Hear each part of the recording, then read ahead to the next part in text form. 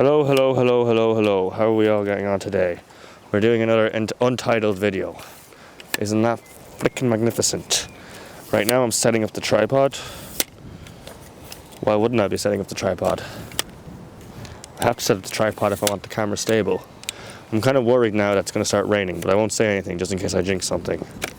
Is it a problem if it rains? Kind of, yeah. I'll be all wet, and I don't really want the camera to get wet. Why don't I want the camera to get wet? Probably because if I get... Ugh, man, I'm talking so much crap today. I feel like I'm performing. I shouldn't be performing for you people, you know? Performance is, it's not cool. Alright, so we're looking at the angle. What works and what doesn't, and why does it not work? Well, the composition's alright. I'm in the middle of the frame, which is fine. I just feel like it's quite bright. That's not really a... kind of overexposed, you know what I mean? That could be to do with the sun, but because the day is so grey, I don't really know where the sun is pointing. Where the fuck is the sun pointing?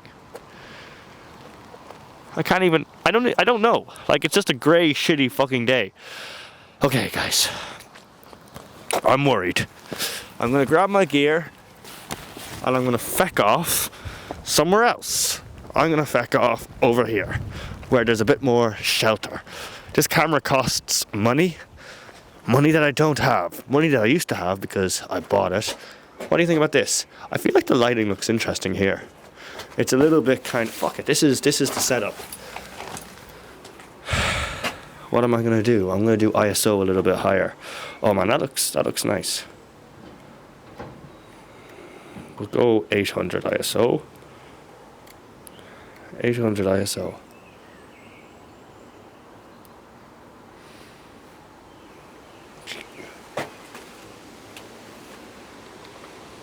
And then we'll do focus. Focus a little bit more.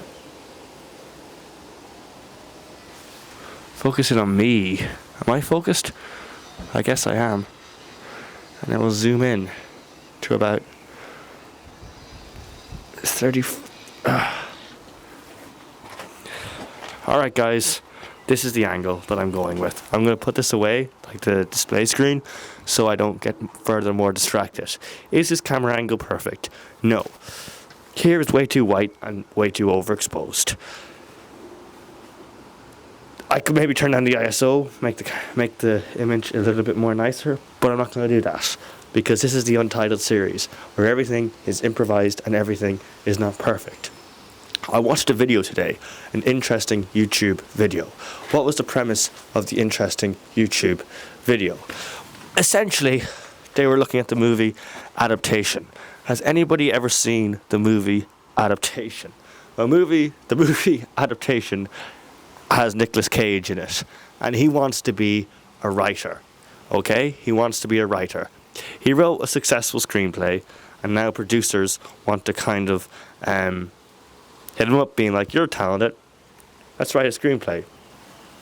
He's pretty much living every screenwriter's dream.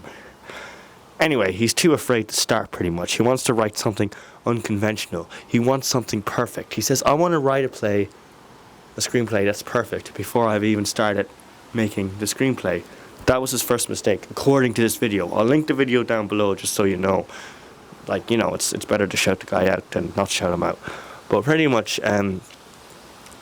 what happens kind of, I don't know when it happens, but maybe at some point in the movie, his brother, who looks exactly like him, it's been a long time since I've watched the movie, is introduced, and he wants to be a screenwriter, but he's a worse screenwriter than him. But the difference between the main character and this character, the brother, is that he's not afraid to start. He just wants to make a screenplay. And that's the difference, you know? So if you go into if you come into something being like, I want to write something and I want to make it fucking perfect and all the rest of it, you've kind of failed. Because by doing that, sorry guys, it's really raining and I'm really concerned. But by doing that, like, you've set yourself up for failure. But you already know that. And that's why I'm not obsessing over this camera angle. What should I talk about, guys? The last time I made one of these videos, I did a screen read of my thing called Ed's House. It's interesting. What occurred to me is, essentially, Ed's House is about two lads that scam each other. And there's no real, there is and there isn't, but there's a good bit of kind of substance, I suppose, to the screenplay. But what I was saying last week is I was applying for a mentorship, a writer's mentorship, and that was the piece that I decided to submit, and I did submit it. And when I was doing the application, it was interesting. I've never done an application for anything screenwriting wise before, but what it kind of inspired the thought that I had. I'm like, this could be an idea for a larger project, a sitcom. So there was a sitcom idea that I came up with ages ago. It's kind of a crime comedy about this guy called Doug that smoked a load of weed, and he's from a town called Polcack. Polcack means shithole in Irish. And anyway, that was the name of the town. And the town was kind of based upon my own town, but pretty much just a fictional rural Irish town. And Doug wanted to be a guitar player, famous kind of singer-songwriter. And he was kind of stuck by his own by his own circumstances, by his own small town, not a lot of opportunity. So him and his friend TT would go around just kind of chilling, kind of like bums, kind of wasting their own time doing whatever. But they had potential, they just didn't know how to use their potential. That's kind of the essence of them. But anyway, when I wrote Ed's House without thinking about Polcack. And I was like, do you know, Ed's House lives inside of Polcack. It's literally a scam that TT and Doug could have done.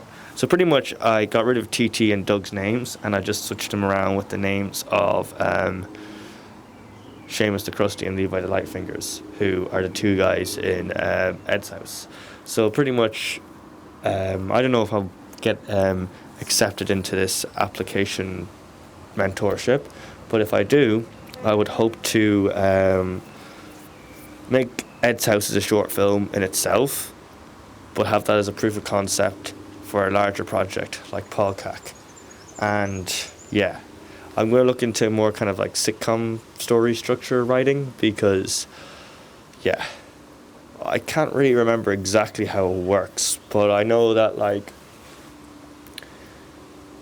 they're kind of introduced into their status quo, but nothing really changes because there's a new episode, you know?